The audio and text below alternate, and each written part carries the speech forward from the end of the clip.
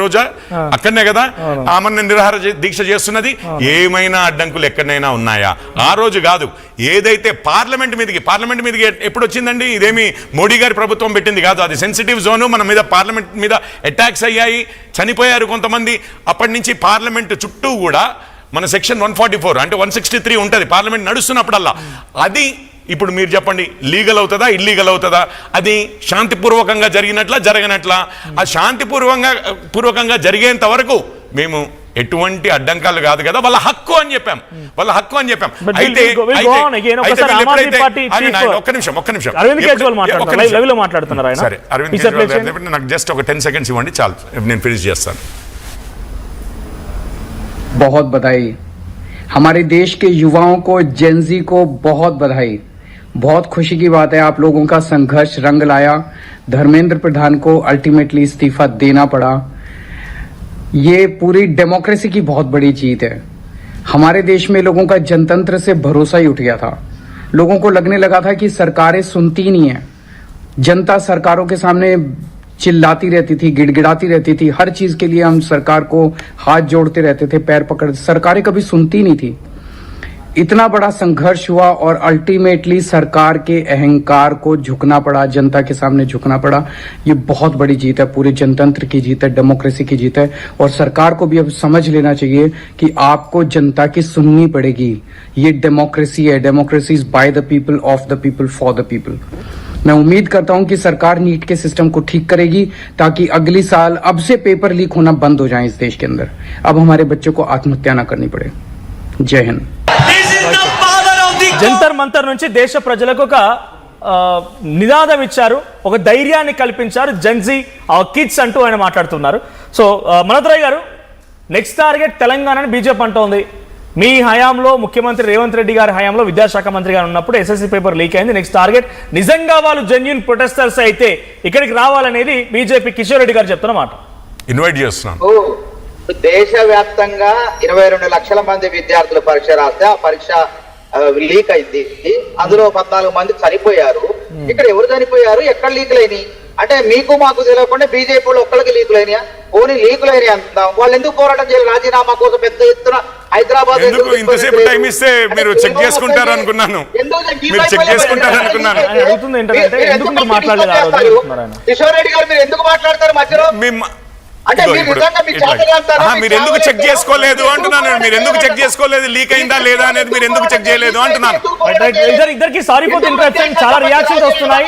అఖిలేష్ యాదవ్ కూడా మాట్లాడుతున్నారు. ఒకసారి ఇష్యూ పైన అఖిలేష్ యాదవ్ ఏం మాట్లాడుతున్నారు చూద్దాం. समय जरूरत है उनको पूरा किया। एक ऐसे इंसान को हम लोगों ने खोया जो पूरा जीवन उसने गुजार दिया लोगों की सेवा में। उन्होंने अपनी पहचान వేరే మాట్లాడుతున్నారు, अपनी मेहनत చనిపోయిన వారి గురించి माట్లాడుతున్నారు और उनका परिचय और जो सम्मान उन्होंने पाया। ఆయన మాట్లాడుతూ వేరే టాపిక్ మనోహర్ గారు కంటిన్యూ చేయండి.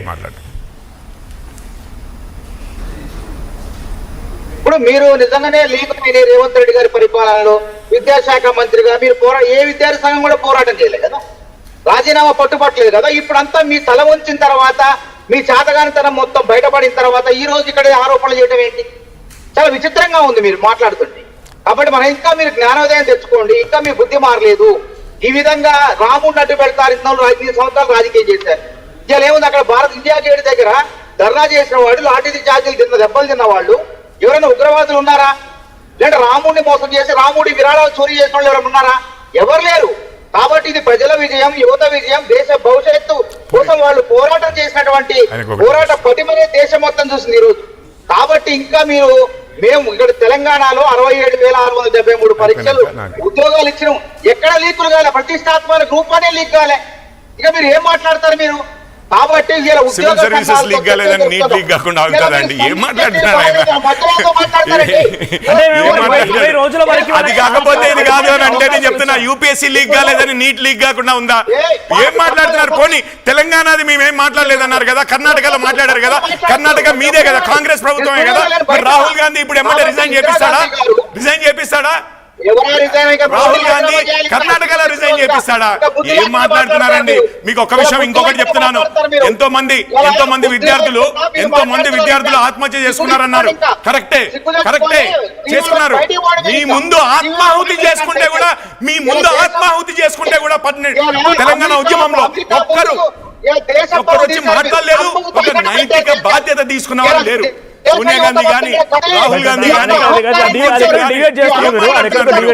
ఒక నిమిషం. కాబట్టి మనోజ్ గారు ఈయన కావాలని అడ్డుపడతాడు. కాబట్టి ఢిల్లీలో అన్నా హజారే గారు 5 రోజులు దీక్ష చేస్తే అప్పుడున్నటువంటి డజన్ మంది మంత్రులు పోయి దీక్ష విరమింపజేసి ఆ బలహీనమైన లోక్పాల్ గారు చెప్పినట్లు సవాళ్ళు చేశారు. ఎవరు రిజైన్ చేశారో చెప్పండి. ఇప్పుడు ఇందాక అప్పుడు అన్నా హజారే గారు చేసినప్పుడు ఎంతమంది రిజైన్ చేశారు మీ కాంగ్రెస్ వాళ్ళు? కంటిన్యూ చేయండి. చాలాసేపటి నుంచి మాట్లాడటం సభ్యత కాదు. నేను బయట ఉన్నా, నాకు సిగ్నల్ లేదు సరిగా. గుర్తుపెట్టుకోండి, గట్టిగా మాట్లాడాల్సి వస్తుంది. కాబట్టి ఇక్కడ ఏంటంటే స్పందించే ప్రభుత్వాలు కాంగ్రెస్. కాబట్టి అన్నా హజారే దీక్షతో విరమింపజేసి ఆయనతో చర్చలు జరిపి ఆయన చెప్పినట్టు బిల్లు సంస్కరించడం మేము. అదే విధంగా సోనల్ వాంగ్యాల్ గారు లద్దాఖ్ ప్రజలకు 74% మంది ప్రజలకు ఎస్పీ హోదా లేదు, వాళ్ళకి ఎస్పీ హోదా ప్రసాదించాలంటే ఇందిరాగాంధీ గారు వెళ్లి దీక్ష విరమింపజేసి వాళ్ళకి ఎస్పీ హోదా ఇచ్చారు. అది కదా డెమోక్రసీ అంటే. మీ హయాంలో 25 రోజులైనా కానీ పెద్ద ఎత్తున పోరాటమై రక్తపాతం చిందించిన తర్వాత మీరు స్పందించారు. అయినా కానీ మీ వైఖరిలో మార్పు రావాలి. శాంతియుతంగా నిరసన తెలిపినప్పుడు 20 రోజుల పాటుగా దగ్గరుండి పర్మిషన్ ఇచ్చి నిరసన చేయించాము. మేము ఎవరికి ఎటువంటి అడ్డుపడలేదు. ప్రజాస్వామ్యం ముందు మా దగ్గర ఆయన మాటది. రైళ్లను రాకుండా దిగ్బంధనం చేశారు. ఇక్కడ 10-20 కిలోమీటర్ల మేర ఎవరు రాకుండా అడ్డుకట్ట వేశారు. మళ్ళా పైగా బుద్ధి లేకుండా ఉగ్రవాదులు వచ్చారంటున్నారు. అంటే ఉగ్రవాదులు వచ్చారంటే మీ వైఫల్యం కాదా? అంటే ఇక్కడ పారాచూట్లు వేసుకొని జంతర్ మంతర్లు దిగారు. ఏమన్నా దొరబడ్డారా? సిగ్గులేని మాటలు మాట్లాడతారని అడుగు కూర్చొని మీరు ఏం మాటలు మాట్లాడతారండి? అదంతా దేశ పౌరులు, దేశ యువత అయితే మీ లెక్క వాళ్ళు రాముడు విరాళాలు దొంగతనం చేయలే. ఎవరు కూడా అక్కడ నిజమైనటువంటి విద్యార్థుల కోసం, చనిపోయిన విద్యార్థుల కోసం కొట్లాడే వాళ్ళు రక్తం చిందించారు. వాళ్ళతో పాటు రాహుల్ గాంధీ గారు కూడా రక్తం చిందించారు. అందుకే ఇది సమిష్టి విజయం, యువత విజయం, కాక్రోచ్ జనతా పార్టీ విజయం, అందరి విజయం ఇదంతా కూడా. కాబట్టి దీన్ని ఇంకా మీరు సమర్థించుకుంటారు. ఇంకా టీవీలో ఎట్లా వచ్చి ఎట్లా మాట్లాడతారండి మీరు? ఇంత చేసి తల ఉంచుకొని మాట్లాడతారండి. కిషన్ రెడ్డి గారు సార్, కాంగ్రెస్ ప్రజాస్వామ్య విలువల గురించి, కాంగ్రెస్ ఎవరైనా ప్రొటెస్ట్ చేస్తున్న వారి గురించి, ఆమరణ నిరాహార దీక్షలు చేస్తున్న వారి గురించి, ఆత్మాహుతులు చేసుకున్న వారి గురించి ఎన్నడన్నా పట్టించుకుంది అని అంటే ఆ దాఖలా లేవు. వీరి ముత్తాత నెహ్రూ గారు పొట్టి శ్రీరాములు గారు అని పేరు విన్నారా సార్ మీరు? పొట్టి శ్రీరాములు గారి పేరు విన్నారా? మళ్ళీ ఇప్పుడు ఎందుకు మాట్లాడుతున్నావు మధ్యలో? నన్ను మాట్లాడద్దని చెప్పి ఇప్పుడు ఎందుకు మాట్లాడుతున్నావు మధ్యలో? పొట్టి శ్రీరాములు గారు అన్ని రోజులు ఆమరణ నిరాహార దీక్ష చేస్తే చనిపోయిన తర్వాత కదా ఒక్క రోజున మీరు మాట్లాడారా? నెహ్రూ గారు మాట్లాడిరా? నెహ్రూ గారు అదే తెలంగాణ కోసము స్టూడెంట్స్ ఉద్యమిస్తే, ఫైరింగ్ లో కాల్చి చంపేశారు ఇందిరాగాంధీ సమయంలో.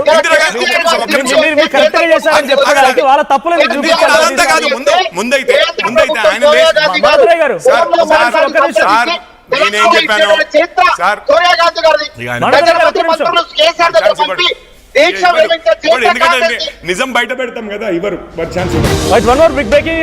ధర్మేంద్ర ప్రధాన్ రాజీనామా ప్రకటన తర్వాత కూడా సిజేపీ వెనక్కి తగ్గడం లేదు. మా డిమాండ్ అన్నింటికి ఒప్పుకుంటున్నట్టు